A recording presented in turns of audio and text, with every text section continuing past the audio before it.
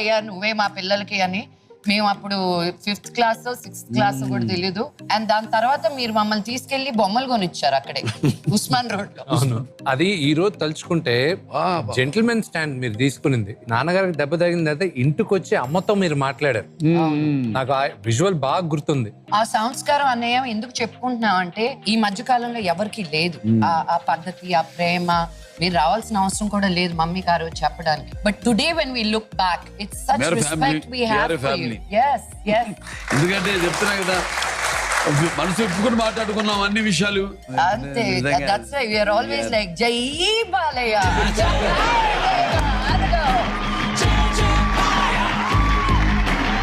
నాన్నగారు వచ్చేటప్పుడు open book అన్నారు.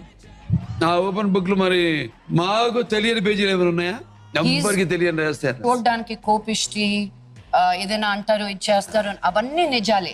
అవన్నీ ఎక్కడి నుంచి వస్తున్నాయంటే he has the softest heart. మీ ఇద్దరిది ఒకే క్యారెక్టర్ ఏంటంటే మీ మనసు కరెక్ట్ గా ఒక 7 years బాయ్ 10 years బాయ్ దగ్గర ఆగిపోయింది. ప్రేమిస్తే మీరిద్దరు మరీ దగ్గర పెట్టుకుంటారు. అదే గాని మీ ఇద్దరికి ఎవరు చెడు చేయరు. కొంచెం మర్యాద తక్కువైనా కరెక్ట్ గా ఇవ్వకపోతే ఇంక వాళ్ళు తెచ్చారే వాళ్ళు ఎదురుగా. రెండోది మీ ఇద్దరికి కూడా ఇంకో క్యారెక్టర్. బయట మీరిద్దరు గంభీరంగా ఉంటారు కానీ నాన్నకు అమ్మ